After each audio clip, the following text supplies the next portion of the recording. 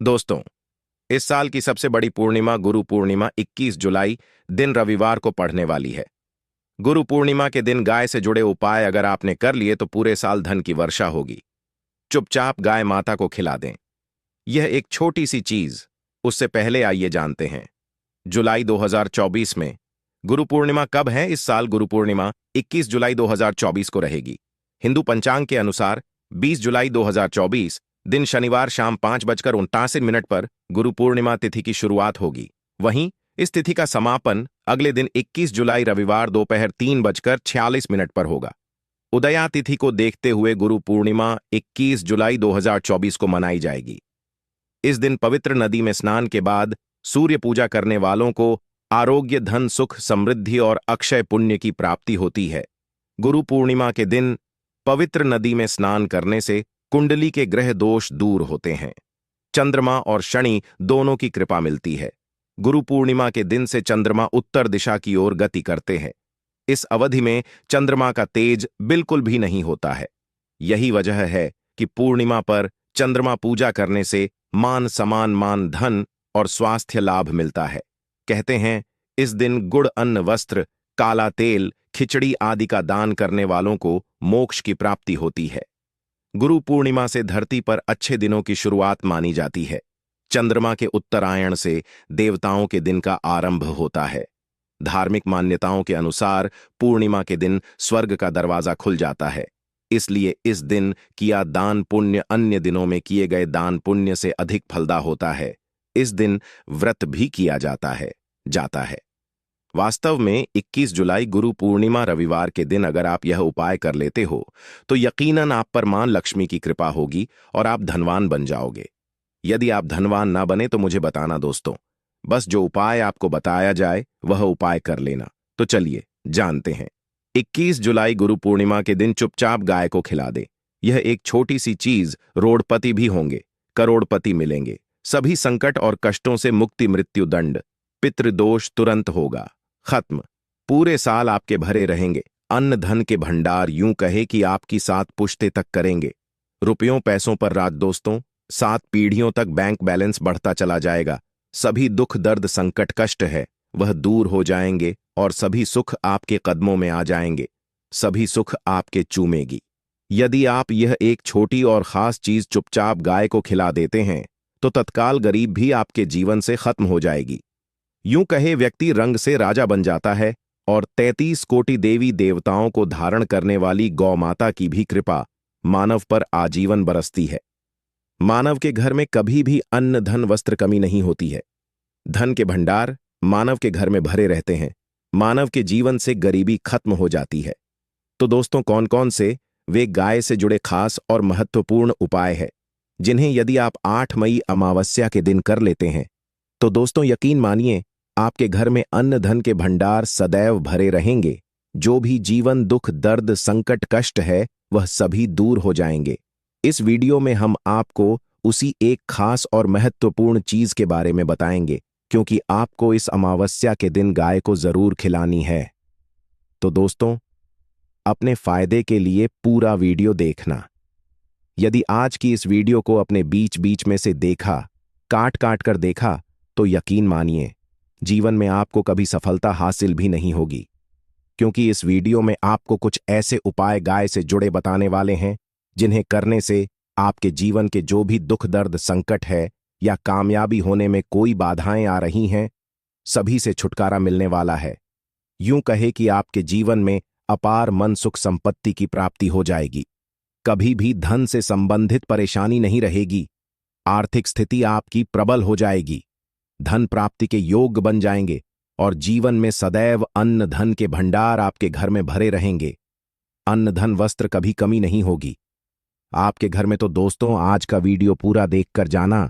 यदि आप चाहते हैं आपके और आपके परिवार पर सदैव गौ माता की कृपा से, आपके पितरों की कृपा से, देवी देवताओं की कृपा से, तो दोस्तों वीडियो को पूरा देखकर जाना। बहुत ही फायदेमंद वीडियो है। पूरे 400 सालों के बाद ऐसे दुर्लभ संयोग में है तो पूरा वीडियो देखकर जाना। यदि आप लाभ हासिल करना चाहते हैं और 7 पीढ़ियों तक कभी कोई किसी तरह की कमी ना हो, यह फल चाहते हैं तो वीडियो को पूरा देख के जाना। बहुत ही लाभप्रद वीडियो है। आपके लिए दोस्तों, वीडियो को आगे शुरू करें उससे पहले आपसे रिक्वेस्ट करते हैं, वीडियो को लाइक कर देना और कमेंट बॉक्स में सच्चे दिल से जय गौ माता जरूर लिख देना, जिससे माता की कृपा आपके और आपके परिवार के ऊपर सदैव बरसती रहे। और ज्यादा से ज्यादा वीडियो को शेयर जरूर करना ताकि और लोग भी इस वीडियो के माध्यम से लाभ हासिल कर सकें। इन उपायों को करने से अपने जीवन में सदैव धन सुख संपत्ति की प्राप्ति कर सके। तो शेयर करना ना भूले इस वीडियो को, जिससे और लोगों का भी भला हो। आपको बता दें, इस दिन तीर्थ स्नान करना बहुत ही फलदायी माना गया है। यदि कहीं तीर्थ स्थान पर पवित्र नदी में स्नान करना संभव ना हो तो आप क्या करें, घर पर ही नहाने वाले पानी में गंगा जल की कुछ बूंदें डालकर स्नान कर लें। और साथ ही साथ यदि आप स्नान आदि से निवृत्त हो जाएं, सर्वप्रथम तो अपने घर के पूजा स्थान को साफ कर वहां पूजा पाठ करें। आप और पितरों के निमित्त तर्पण पिंड दांत तो आपसे बने अन्न धन वस्त्र दान जरूर करें। और इस खास अमावस्या के दिन दान करने से सभी मनोकामनाएं पूर्ण हो जाती हैं। गुरु पूर्णिमा के दिन विशेषकर पूर्वजों की पूजन के लिए बहुत ही शुभ। और अब बात करें गाय से जुड़े कौन कौन से उपाय आपको इस दिन, मतलब गाय से जुड़े उपाय जिन्हें करने से व्यक्ति को 7 पीढ़ियों तक बैंक बैलेंस की कमी नहीं होती, दुख दर्द संकट कष्ट दूर हो जाते हैं और सभी सुख व्यक्ति के कदमों में आ जाते हैं। कदम चूमती है सभी सुख और घर में धन के भंडार सदैव भरे रहते हैं, कोई कमी नहीं होती। किसी तरह कौन कौन से उपाय ध्यान से सुनना, जिस तरह बताएं उसी तरह इन उपायों को आपको करना है। तो चलिए शुरू करते हैं। कौन कौन से गाय से जुड़े उपाय हैं? प्रभावशाली चमत्कारिक उपाय है जो कि आपकी किस्मत को चमका देंगे।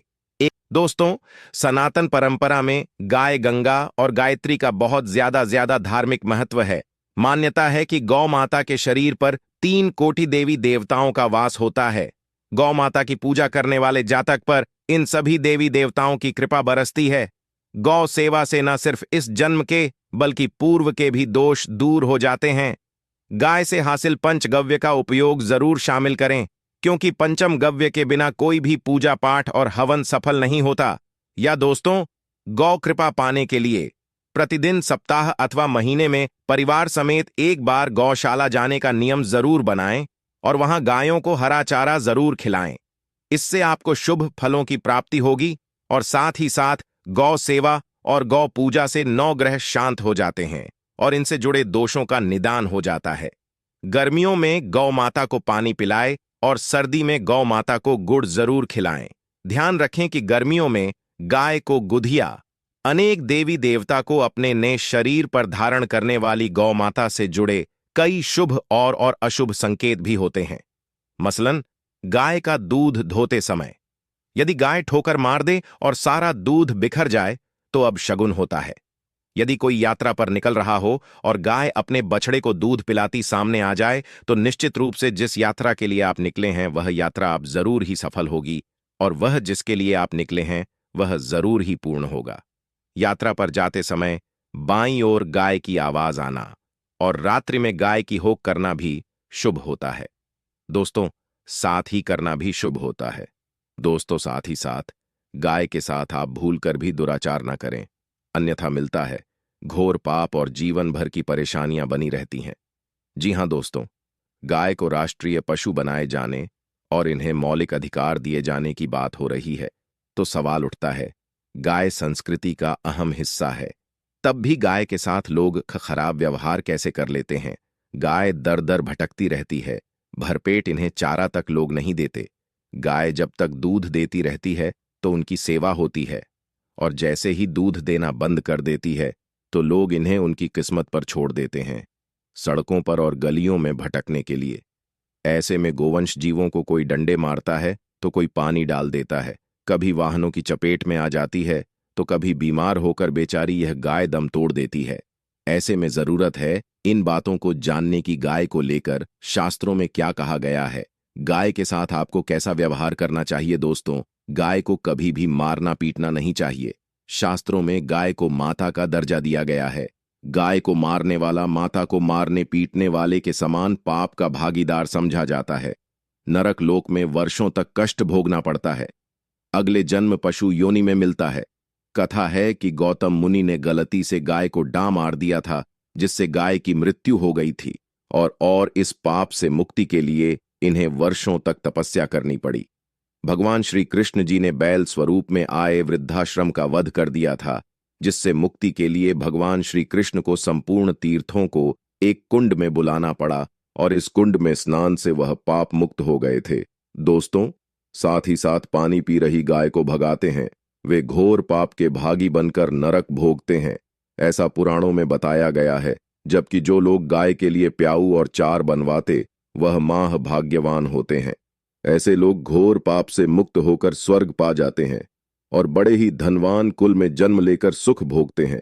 और साथ ही साथ आराम कर रही गाय को कष्ट देकर कभी भी उठाना नहीं चाहिए। कहते हैं कि जिस स्थान पर गाय बैठी है, वहां से नकारात्मक ऊर्जा खत्म हो जाती है।